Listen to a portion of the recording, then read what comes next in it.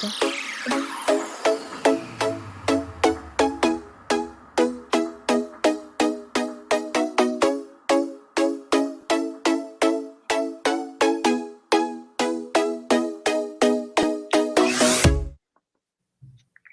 guys, welcome to This Fat Girl Life. I am your host, Kimberly Pleasure, and today I have the lovely De'Nicea Hilton Harper with me. Hey, how are you, girl? Hey, doing great. Good. I'm excited we get to talk again. I know. I'm so glad that we connected. Now, she has appeared on Big Beautiful Badasses, and now she's here with us. And today we are actually going to be discussing serious healing that isn't so serious. Healing Yeah. is something that we all need to go through. We all have areas of our lives that need to be healed. For some, it is a lot more traumatic than others. hmm However, healing, there are some processes that can actually make things worse, be more traumatic. And so we're going to look at ways to do this where it's not as serious. It's still effective, but it's not as serious. It's more playful. But before Yeah. we get into that, why don't you tell everybody just a little bit about yourself, girl? Hey, yes, sure. I feel like you put it in a nutshell for me, and but I'll crack open the nutshell a little bit more. I'm thinking of pistachio maybe for this one. So, but really, I got to this place as you described, as far as like with the serious healing doesn't have to be so serious. Where I had been growing up, I saw it like as far as wow, we focus so much on the symptoms. We focus so much on the condition that we tend to lose sight of the whole being. And that is what attracted me to go into study and to practice as a doctor of Eastern medicine and a holistic well-being consultant. Because that's the space where I really got to see, whoa, like how is it that I can really work with somebody and looking at their whole life, looking at what's playing a role into what we see here in this snapshot of health, right? And so oftentimes you'll hear me, and I will more than likely start to be clarifying during our conversation because there's certain languaging that I use and that's intentional. And so when I think of health and I think of healing, like I think of health as a state, like it's a snapshot, right? But then healing implies that it is a process and it's a journey. And that's exactly it. Like your healing is a journey, it's not a destination. And so when you apply holistic healing, you really bring that in and you really embody that because you actually see that we are constantly evolving. So if there's a way that I could work with women and I could teach others how to foster a relationship that's so rich and deep with the body where you get to see that the body is holding these messages and insights for us, right? And it's all in how it is that we get to assess it and how we get to analyze it and then how we get to integrate those lessons for us to grow and for us to expand, right? And I think that is where it is that we can really bring in holistic healing.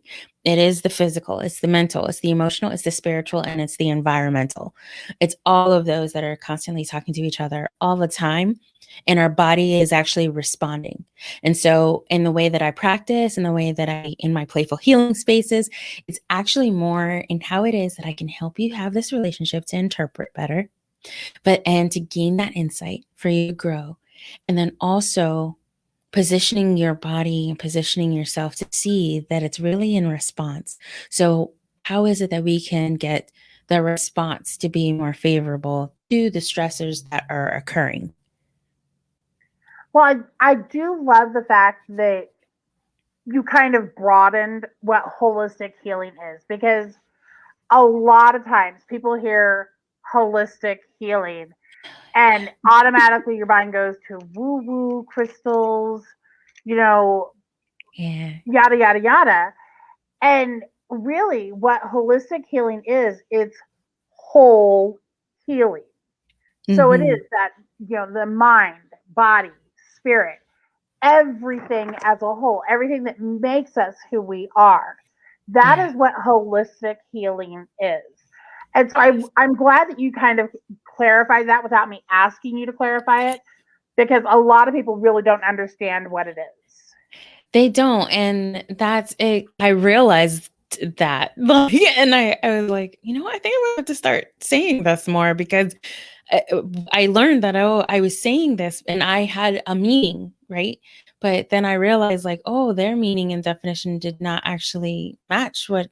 And so then I thought, oh, okay, yeah, I need to, that's like a foundational step, if you will. And because if you don't understand that, then that's where you might miss a lot of stuff and you might miss out on some things that actually may be playing a role or that may be able to be a tool to facilitate your healing journey, but you might miss it. And I think that it's very important to have that conversation of what is holistic because, yeah, like we really want to be able to bring all of it in. We really want to be able to see those connections and whatnot. So yeah, like that's that was my like, I gotta say this actually. Because you hear it in your head so much that you don't think about that they don't hear it. But knowing that definition, knowing that it is every part of you, that's where play comes into effect.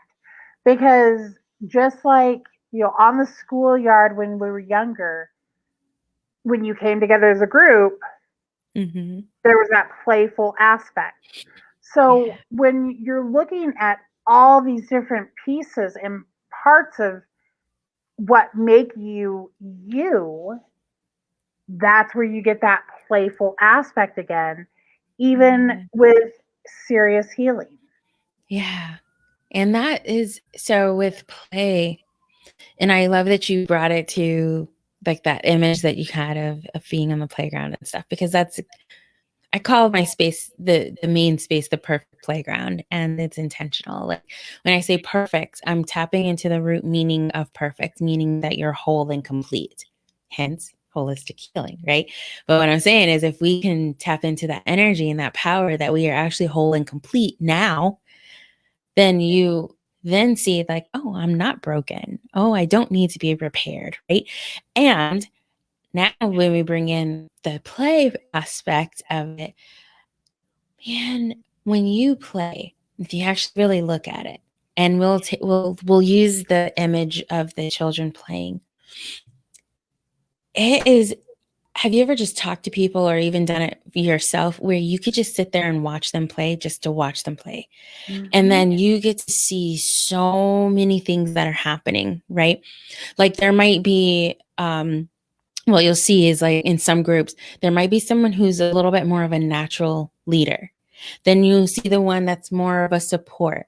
You'll see someone who might be very detailed. You see someone who can create the ideas, or all of a sudden, like they're the ones that can build the stuff. And then you have the ones that come in and are like, oh, if you build that, like refine it a little bit more and do this, right? And then like what you see is a few things that are happening, which is that one, they kind of are naturally flowing into their own strengths and it's coming out. Two, they actually are using their strengths with others and almost in a way kind of allowing their strengths to come in. Now, depending on the age, at some point you get to like, well, my way is right, and then no, your way is wrong, and but you see that in adulthood, it's mirrored in adulthood. So then what happens is you hope then that they're in an environment, hence why the environment's included in the holistic part. They're in an environment that actually gets to teach them that actually neither way is right or wrong. It's what it is we're going to now use, let's say, Tommy's ability, right, to refine what Katie created, right? Like, so it's kind of like, oh, Katie, that was great. You pull that out of thin air. Tommy couldn't have done it, but what Tommy can do is see what Katie created and then refine it to whatever it is that the whole playground needed, right? And what you also see is that they have this curiosity. They have like this they start asking questions all the time. And to some people, it's annoying, but the questions are where it is that you learn. And that is what I am really great at doing. Like that. And it can annoy some other people, or they're like, why is she asking this question? And because I grew up like that, my mom gets tired of my questions. She gets tired of them now. But it's what it is I'm actually genuinely trying to understand. And also, like, neurobiology wise, when we ask these questions, our frontal, prefrontal, and frontal cortexes, they start to look for the answer because we naturally want to try to figure things out. So it's important to start asking questions, because then opening yourself up to what may be an answer, right? So it kind of gives you a little bit of a liberation of like, oh, I don't have to always figure this out. You're kind of like letting it go to where you are opening yourself up to some assistance and to some support by asking those questions. Then also on the playground, what you see is that they're taking risks. It's the parents and the guardians that are the ones that are like, no, no, no, no, no, no, no, right? It's them. But Mm-hmm. the kids, not so much, because they are so present. They're so present. And that's what I ask is that, and I practice it myself in the sense of like, if you're driving and then all of a sudden you're like, dang, I just got here. Like, and that to me is like a tip off, like, oh, you were not present. And so they are so present in that it's like they only focus on the next step. It's not so much like what's going to be C, D, E, and F and G, right? Because they're just focused on B. And even then they're really like, I'm just right here, um, and that's really cool. And then I think that like as adults, and especially in the holistic healing spots and spaces, is that we can get very worked up about the future. That's anxiety, right? And then what'll happen is like we sometimes can start to plan in a way that we think is like, okay, if I do this, then that, right? But what if you actually look and see that I am actually planning from the past? Like you're actually planning from this expectation that the past is going to repeat. But Mm-hmm. the past may not repeat because you yourself are a different person and a different being right here, right now. So, Kimberly, right here, right now, what does this Kimberly say is the next step? Right. And so that is like a part of that whole process, because as you go into the healing, and as I said, we're responding to our environment, right? Our body literally and cells are taking in information and passing it along to the next cells that are, because our cells die, right? And then they're passing that information along to the next ones to say, yeah, okay, get ready for this. Like, and then they're just like primed.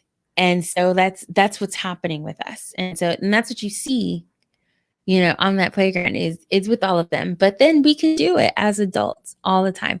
And it's just a matter of conscious effort and Mm-hmm. and doing so, and using these playful activities to really tap into that, and to really be able to look at, oh, okay, what can I learn from this about myself, and how does that change and shift things for me? And I love, kind of what you honed in on of the, first off, I'm going to freely admit I am that person that I'm like, okay, so if I do this, then this will happen, blah, blah, blah, blah, blah. And I take it down 20 steps. We were kind of talking about that earlier about my whole list thing. Yeah. I am planning Thanksgiving dinner in July because I know Mm-hmm. history repeats itself, and but in that same respect, like I'm going through we're all going through healing in different areas. And I actually kind of mentioned this to you the other day. I'm going to put it out there. One of my biggest areas that I'm trying to push past is, with body image and clothing, especially. Mm-hmm. And a lot of it, you mentioned like kids taking risks and they're just willing to do it. They're not thinking about 5 steps down. Yeah. So I I took a risk. I actually have a swimsuit that is being delivered today, and tomorrow it will be on TikTok. I'm publicly announcing this because if I publicly announce it, then I have to follow through with it. So it will be on TikTok by tomorrow. But it was a huge risk for me because all my life I have worn a swimsuit with a skirt to cover Mm. everything.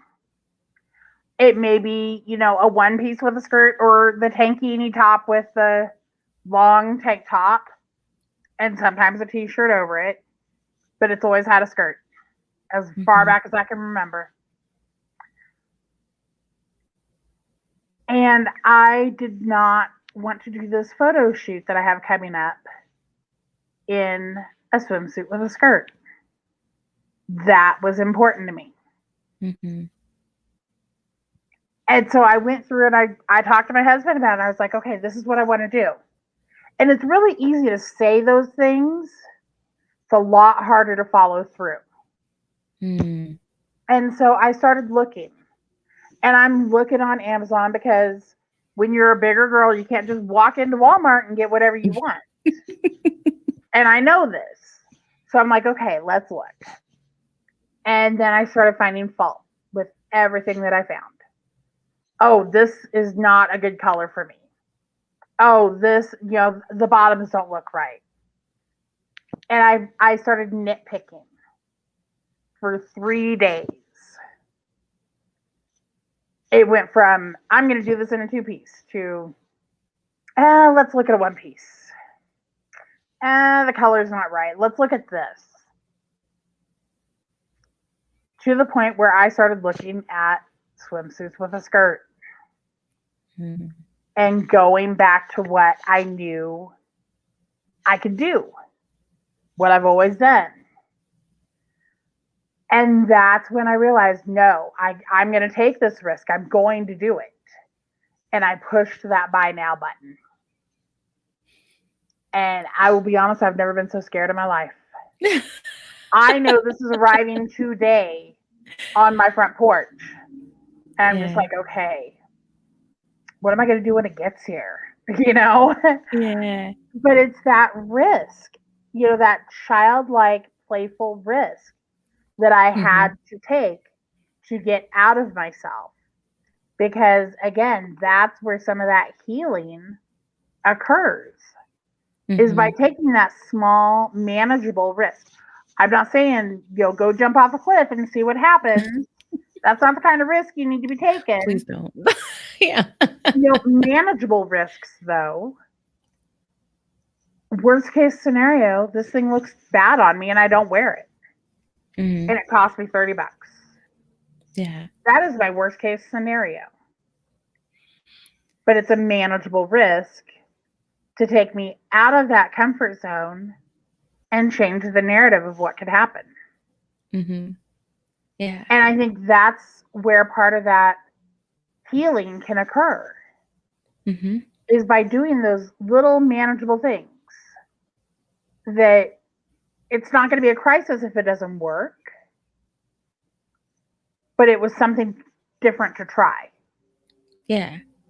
And if you think about like, okay, so I'll if I may, I can kind of mirror and walk through what I heard and the process that happened. And so we can it's you started with a vision, right?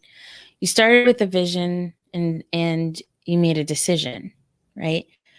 And so when you did that, then you started the process to bring that vision in. And then throughout the process, you said it started with like looking at these types, and then I went to no, not that color, no, not this. And then now I'm looking at the ones with the. So as we start to as we have this vision and we want to make the change and we know that there's something else that we would like to experience, the body will go, right? Like I said, it's always responding. So it's always kind of like taking note, right, of things that's happening. And so therefore this is something new. This is different. And so then it's all of a sudden it's like alarm bells, because the brain is also going to try to, like, whatever we do is going to try to make it to the point where it's habitual as quickly as possible, because it doesn't want to like have to be thinking about that same thing all the time. And so therefore your habit was with the skirt. And when you introduce this vision of something different, start acting on it, it's like alarm bells of, no, this is not what you usually do. Like, no, this is what you usually do. And then it puts it in there, right? And then it's that, but it's that whole, let's stick with this vision and feel that the vision is possible, right? That you can almost in a way like override the system. So I look at it as celebrating that it's doing its job, because its job is to keep us safe. And so there's safety and repetitiveness, and there's safety and habits, because you know what to expect. Mm-hmm. But really, do you? Because and that's why I say, like, and I do this with myself. So let me tell you this. Like, I may habitually go out of our complex a certain way. I'm assuming, though, that I'm safe, because I know that that's what I usually do. I could very well make that same right turn and be in an accident, right? So it's seeing that, oh, all of every time actually is a risk. The habit is really, I think, it's smoke and mirrors, right? Because you actually have to consciously still be present in it and to do it and to really make some action steps.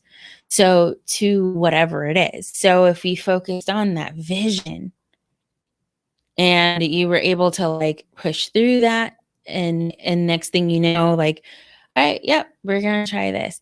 And imagine then too, like another thing, if it's something new and different for me, like, is that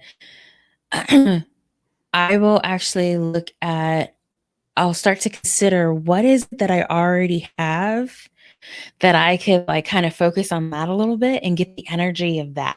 So I'm willing to try some types of new foods, right? That is a little bit more easier to me than, let's just say, like a different type of swimsuit too. So I could take the moment to be and relish and like really feel into trying a different type of food and that experience and all of that. And it's really the feeling that actually gets transplanted to the experience with the new swimsuit. It's just that now I grounded myself in this experience of something that I tend to find a little bit easier for me to do. And then now I'm gonna take that energy and put it into the swimsuit thing. And so that's a little trick that you can use even with, like we were saying, like with the healing of everything, right? Like, and even with the swimsuit, it's like, what happened? I think we talked about this maybe on the other episode too, but it's like, it's not just healing within ourselves, but it's also this healing of like, where did it come from? Like, where did this notion that I am not to wear or allowed to wear or supposed to wear certain types, or where did that come from? Is there something there that that needs some healing, right? Like, is it within the family? Is it societal? Is it within friends? Or and wherever it might be, it's kind of like exploring that as well. And the reason why I say that, and it's not to get stuck in it, it's actually coming at it from what I like to call the bird's eye view. So that way you can depersonalize from it. So you're depersonalizing from that experience, then you're actually looking at it from a place of, oh, oh, snap. Like, and from that clarity, now you see that no longer has control over you. because it's going to have control over you unconsciously and subconsciously. However, when you invite that like exploration of understanding, then it's like, okay, now I really know where that came from. And now I understand it. And it no longer has control over me. So if I choose to go ahead and try this new suit, like you said, worst thing that's gonna happen is it's $30. We're gonna see if we can return it, like, whatever it is, right? Like, and then, but everything that we do today started with us trying it out at one point. Everything. Okay, so And based off that, I am now going to issue a challenge. And this is for every person who sees this or hears this. I am issuing a challenge. We are trying something new. And I want pictures. Pictures or it didn't happen. That's the basis. So I want everybody, even if it's a new food, even if it's something that oh, I don't like this, try it. I want everybody to try one new thing. yeah. And let's see what happens. Let's change our own narrative and let's play with this. So for me, it is the bikini. I am trying the bikini. I'm doing the damn thing. And it will be on TikTok by tomorrow, and I will probably put that TikTok video over onto Facebook. So I mean, if I'm putting it out there, I am putting it out there. All right. But that is my new thing. So I want to know what y'all's new thing is. Try something new and let me know what it is that you tried and how it worked out. Because again, worst case scenario, you don't like it. Yeah. But best case scenario, you've opened a new door. And Change the actually, narrative. even with if you didn't like it, actually that's clarity. Like, does it make sense? Like some people, I think even with clarity, they think that it's like it has to be the only things that they prefer, only things that they like. And it's like, no, no, no, no, no. Clarity simply means that you are clearer in the decision, like you're clearer in your choices. So even if you find out that that just is not my thing, that's still clarity just as much as it is like, whoa, I didn't know that I would love this. Mm-hmm. You Very, know, very true. yeah, Very and you true. take that, and that is what is all a part of the holistic healing journey. It's all a part of it. It's just being present and knowing and understanding like the experience. Like, am I driving with it or am I not? Like what was blocking me, but what's also supporting me? And so you kind of like, do that dance. But I will take that and I am going to be thinking about what is it that I would have on? That crop top thing, we did talk about that. I have been looking, just to let you know, I have been looking. I just have not found anyone that I was like, oh yeah, like I definitely want to try that one. I haven't found one yet. So I have been looking. I'll see though if there is anything else. But I'm gonna, yeah, now I'm gonna be thinking, what is it that I wanted to do and I haven't? Huh. I'll And let you know. I will be posting later on today this challenge as its own separate post as a reminder because that is what I'm challenging everybody to do is gain some clarity, change your narrative, and step out in that risk. Girl, I want to thank you so much for Yeah. coming on here. I mean, this has been, I love having you on my shows. I mean, we have such I a good love time with being it. here. Yes. I I do have love one it. I final just love question you for you. too. Oh, I Yes. love you too. Final question. And I ask this of every guest on the show. What is one thing that you love about yourself?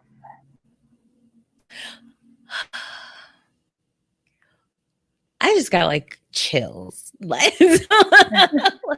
I did. I just got chills. One thing I really love about myself, and I want to, okay, so I'm going to I'm going to do two things, Okay. if you don't mind. And there's a reason why. So the first one is, first thing that came in my mind was my eyes. Like that was the first thing, was eyes. I thought they were different. But then